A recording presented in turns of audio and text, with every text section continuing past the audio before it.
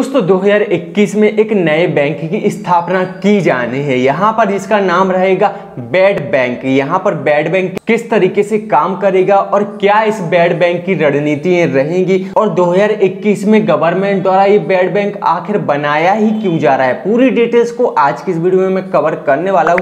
तो वीडियो के साथ अंत तक बने रहिएगा। अगर आप हमारे चैनल पर नए हो तो प्लीज हमारे चैनल को सब्सक्राइब भी कीजिएगा, क्योंकि मैं यहाँ पर एजुकेशन और ऑनलाइन फॉर्म से रिलेटेड वीडियोस अपलोड करता रहता हूँ।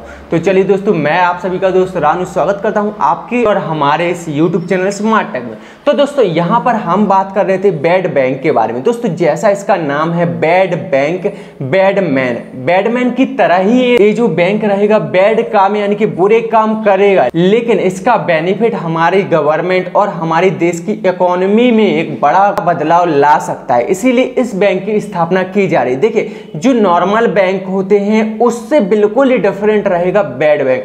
बैड बैंक गवर्नमेंट द्वारा बनाया जा रहा है, तो यहाँ पर ज्यादातर पावर गवर्नमेंट का ही रहेगा। गवर्नमेंट ही इस बैंक को ऑपरेट करेगी, ठीक है ना। यहाँ पर बैड बैंक को समझने के लिए सबसे पहले तो नॉर्मल बैंकों को समझना जरूरी है कि नॉर्मल बैंक आखिर काम किस तरीके से करते हैं और किस तरीके से अपना मुनाफा कमाते हैं। नॉर्मल बैंक देखिए, जो नॉर्मल बैंक होते हैं उनका क्या होता है कि मान लीजिए आपने अपना सेविंग अकाउंट खुलवाया नॉर्मल बैंक में, वहां पर लगभग 1000 रुपए अपने सेविंग अकाउंट में डिपॉजिट कर दिए, ठीक है ना।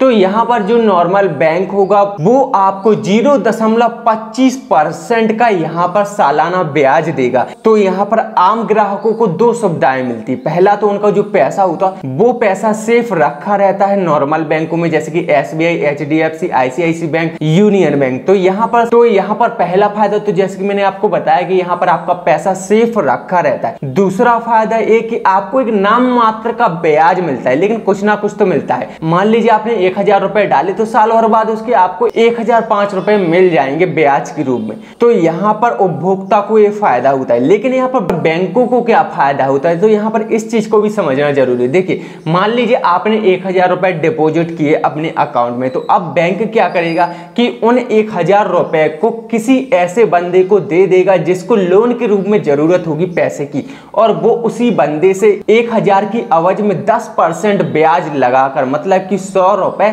मंथली 100 रुपए ब्याज लगाकर 1000 रुपए में बैंक आपकी जमा की गई राशि को लोन देकर खुद ही कमाती है और खुद ही रखती है, ठीक है ना। जिसका कुछ परसेंट हिस्सा हमें 0.25% ब्याज के रूप में देखने को मिलता है। जैसे कि मैंने आपको शुरुआत में बताया कि बैंक क्या करता है कि सबसे पहले तो आपसे आपका पैसा एक सेविंग अकाउंट बनवा कर रखवा लेगा, ठीक है ना। अब उन्हीं पैसों पर एक नाम मात्र का ब्याज देगा 0.25% सालाना, और उसी बचत खाते में रखे गए पैसे को किसी और को लोन देकर वो कमाता है उससे 95 रुपए। अब देखिए, 5 रुपए तो उसने आपको दे दिए जिसका एक खाता है, जिसने डिपॉजिट कराए थे सेविंग अकाउंट में 1000 रुपए, लेकिन 95 रुपए इसमें बैंक के लिए बच गए। अब 95 रुपए में से कुछ बैंक के कर्मचारियों के लिए जाएगा और कुछ यहाँ पर बैंक खुद रखेगा। तो ऐसे में बैंक अपनी इसी प्रक्रिया के माध्यम से कमाई करता है, ठीक है ना। अब ऐसे में लेकिन बैंक के सामने एक समस्या होती है। कुछ लोग ऐसे होते हैं कि उन्हें बैंक लोन तो दे देती, लेकिन वो अपना लोन चुकाने में असमर्थ होते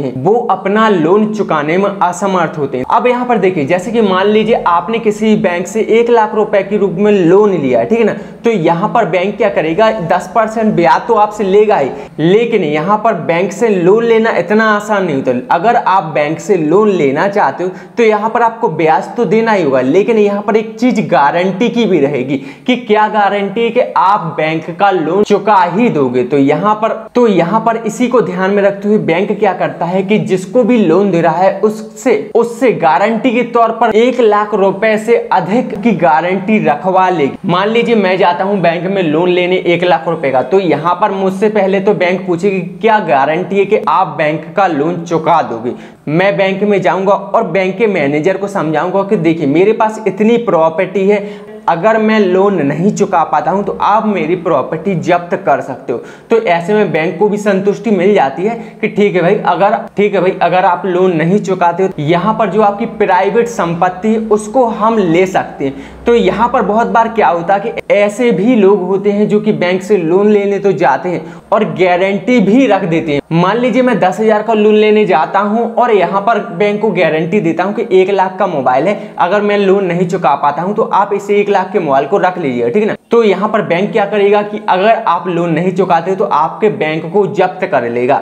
अब ऐसे में क्या होता है कि अब ऐसे में बैंक के सामने एक और समस्या आ जाती है कि इस 1 लाख के फोन को हम कहां बेचें और कैसे अपना पैसा कवर करें। तो देखिए यहाँ पर बैंक क्या करता है, मान लीजिए आपने बैंक का लोन नहीं चुकाया तो बैंक आपसे आपका मोबाइल छीन लेगा और इसकी नीलामी लगा दिया, ठीक है ना। नीलामी लगाने के बाद जितने भी लोग नीलामी में पार्टिसिपेट करेंगे, कोई आपका 80,000 का खरीदेगा तो कोई 1 लाख का, तो कोई 20,000 का, तो कोई 50,000 का। मान लीजिए 50,000 का आपका मोबाइल नीलामी में बिक जाता है बैंक के माध्यम से, ठीक है ना।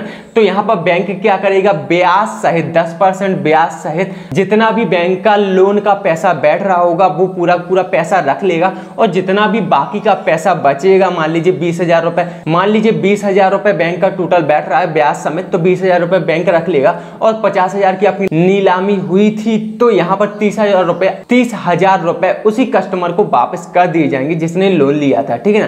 तो ऐसे में क्या होता है कि बैंक की छवि खराब होती है, बैंक बेचारा परेशान, बैंक की ऐसे में गलत छवि बन जाती है, और कस्टमर्स को लगता है, जितने भी खाता धारक होते हैं बैंक में, उन्हें लगता है कि ये बैंक तो भैया खराब है, इसका दिवाला निकलने वाला है, कोई भी इसका पैसा नहीं चुकाता है, जितने भी लोग इससे पैसा लेते हैं उनकी चीजें बैंक को नीलामी करनी पड़ती है। तो ऐसे में कस्टमर को लगता है कि भाई बैंक का तो दिवाला निकलने वाला है। इसीलिए आपने देखा होगा कि शेयर मार्केट में बैंक के शेयर घटते बढ़ते रहते हैं। तो ऐसे में बैंक के पास जो धनराशि होती है खाता धारक की, वो खाता धारक अपनी राशि निकाल कर किसी और बैंक में शिफ्ट हो जाते हैं। तो ऐसे में बैंक को एक बड़ा चूना लगता है। तो ऐसे में ही आपने सुना होगा कि जैसे एस बैंक और भी कई ऐसे बैंक होते हैं जो कि दिवालिया हो जाते हैं, इन्हीं सब चीजों की वजह से, क्योंकि वे अपने बैंक के मेंटेन को सही ढंग से मैनेजमेंट नहीं कर पाते हैं।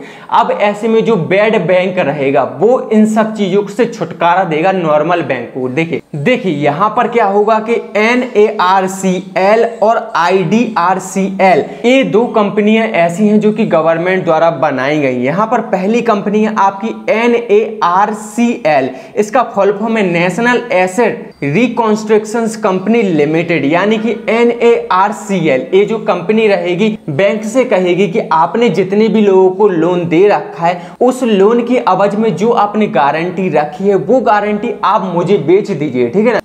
मतलब कि ऐसे लोगों की गारंटी, जो लोग आपका लोन नहीं चुका पा रहे हैं उनकी गारंटी आप मुझे बेच दीजिए। तो मैं क्या करूंगा कि जितना भी पैसा आपका होगा बैंक का वो आपको हैंड टू हैंड दे दिया जाएगा ब्याज समेत, ठीक है ना।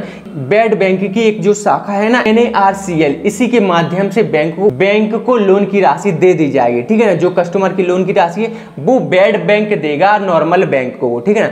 इसके बाद क्या होगा कि दो कंपनियां हैं बैड बैंक में। दूसरी कंपनी है IDRCL, जिसका फुल फॉर्म है यहाँ पर Indian debit regulation company limited. अब ये जो IDRCL कंपनी है वो क्या करेगी, जितनी भी गारंटी NARCL ने खरीदी थी उस गारंटी को बेचेगी, ठीक है ना। ऑल वर्ल्ड यानी कि पूरी दुनिया में इस गारंटी को बेचा जाएगा और इसकी जो बेहतर से बेहतर राशि मिलेगी नीलामी के द्वारा। अब देखिए बैंक जब नीलामी करता था तो यहाँ पर औंधे पौंधे रेट में बेच दिया करता था, लेकिन यहाँ पर ये जो दो कंपनियां बनाई गई, यहाँ पर स्पेशली जो बेचने वाली कंपनी वो है IDRCL, और जो बैंक से गारंटी खरीदेगी वो कंपनी है NARCL। अब खरीदने वाली कंपनी क्या करेगी कि बेचने वाली कंपनी को पूरा कॉन्ट्रैक्ट देगी। बेचने वाली कंपनी के पास एक ही काम होगा बेचने का, तो वो सही ढंग से उस प्रॉपर्टी या उस गारंटी को ठीक तरीके से बेचेगी, और कस्टमर का जितना भी पुख्ता पैसा बचेगा उस पैसे को कस्टमर को देगी, मतलब कि जिसने लोन लिया था, और बैंक से जितना भी लोन लिया गया था और उसका जो ब्याज लिया गया था, दोनों चीज बैंक को भी वापस करेगी और कस्टमर को। तो ऐसे में होगा क्या कि एक बेहतरीन इकोनॉमी क्रिएट होगी, और हमारे देश में जितनी भी बैंकिंग सेक्टर है उनकी बिगड़ती अर्थव्यवस्था को संभालने में बैड बैंक एक बड़ी भूमिका निभाएगा। तो दोस्तों यहाँ पर उम्मीद करता हूँ आप लोग समझ चुके होंगे कि ये जो बैड बैंक है किस तरीके से काम करेगा। वैसे 2021 में हाल ही के दिनों में इस बैंक की स्थापना की गई है, और गवर्नमेंट ने इसे 30,600 करोड़ रुपए इन्वेस्टमेंट के तौर पर इस बैंक में खर्च किए हैं, डिपॉजिट किए हैं, ताकि बैड बैंक अपने काम को बेहतर तरीके से कर सके 30,600 करोड़ रुपए के माध्यम से। तो दोस्तों उम्मीद करता हूँ यहाँ पर आज की वीडियो आप सभी लोगों को पसंद आई होगी और यहाँ पर समझ आ चुका होगा बैड बैंक क्या है इंडिया में और किस तरीके से ये काम करेगा और देश की आर्थिक स्थिति को संभालने में क्या इसकी भूमिका होगी। अगर आपको वीडियो पसंद आती तो वीडियो को लाइक कमेंट करना ना भूलें, साथ ही साथ दिए गए इंस्टाग्राम आईडी पर फॉलो करें। तो चलिए दोस्तों, आज की वीडियो में इतना ही, मिलते हैं नेक्स्ट वीडियो में। धन्यवाद।